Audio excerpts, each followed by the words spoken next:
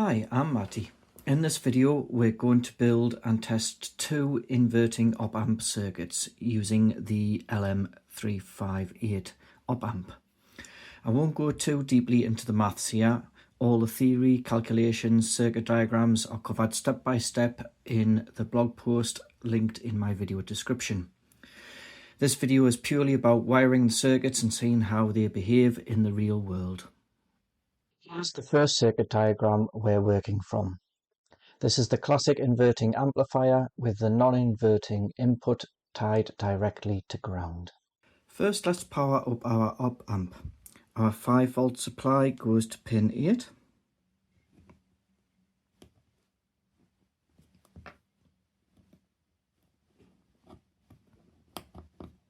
And pin 4 goes to ground. To generate an input, I'm using a voltage divider. I'm using 47 kilo ohm resistor to the 5-volt line, and I am using a 10 kilo ohm resistor to ground. The node point in the middle here should be around 0.88 volts. The voltage divider output goes from the node point to pin 2 of the op-amp.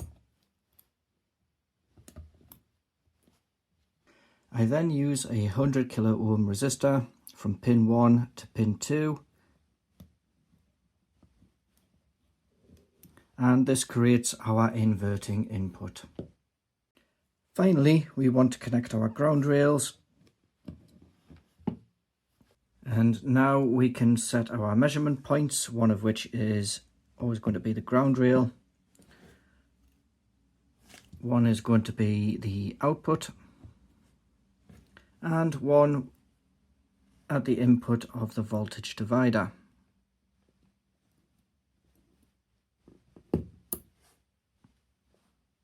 Now we want to actually measure our results, so let's turn on the bench power supply first, which is set to 5 volts. We can then set our multimeter to 2 volts. Let's connect up the ground lead. And then our input from our voltage divider.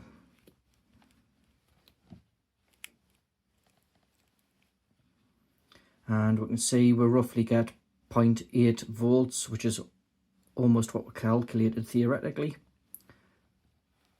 And on the output of the op-amp,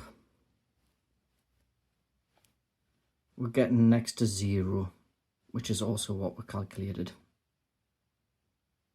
To get a real measurable inverted output, we need to change the reference point of the non-inverting input. So here's our second circuit diagram. It looks similar, but the non-inverting input is now biased at half the supply.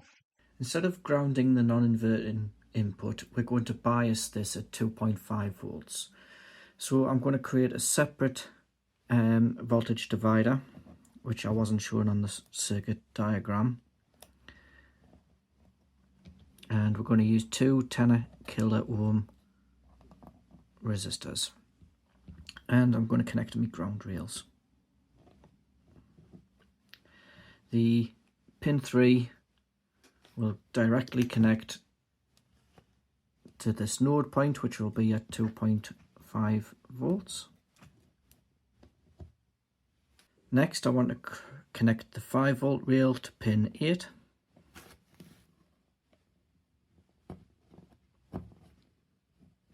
And pin 4 to the ground rail.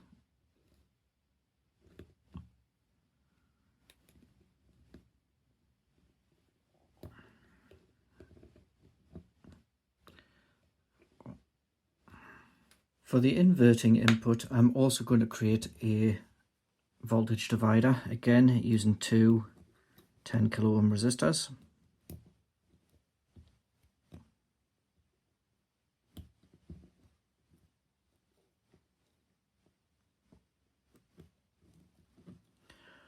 The node point is going to connect through a 22 kilo ohm resistor to pin 2. I am then going to connect a 47 kilo ohm resistor between pins 1 and 2 of the op amp. This gives us our feedback. So now let's connect our multimeter ground to ground, and the non-inverting input, and we'll turn on our bench power supply and we should see 2.5 volts, which we do. If I change this to the inverting input, again we see 2.5 volts. So on our output we should also see 2.5 volts. And we do. This confirms it's working. Now if we swap this bottom resistor here of the voltage divider for a 15 kilo ohm resistor, we should see a change. With the bench power supply back on, let's check our inverting input. Now that sits just below 3 volts, which is about correct. So our input should be lower, which it is at 1.6 volts approximately, which is correct. But our non-inverting input should still be at 2.5, which it is.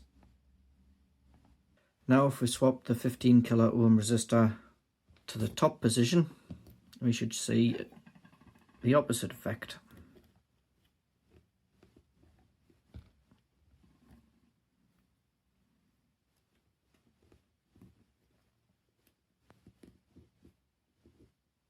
So in this setup we should see the inverting input drop to around about 2 volts, which we do. The non-inverting input should still be 2.5, which it is, and the output now should increase to about 3.5 volts, which is almost there.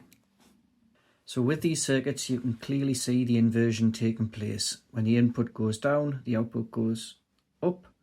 When the input goes up, the output goes down, all while staying within the 0 to 5 volt range. So between our two circuits, the first shows how a classic inverting amplifier clips on a single supply.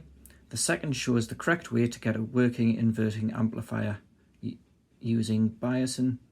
All the maths, theory and circuit diagrams are covered in the blog post in the description link.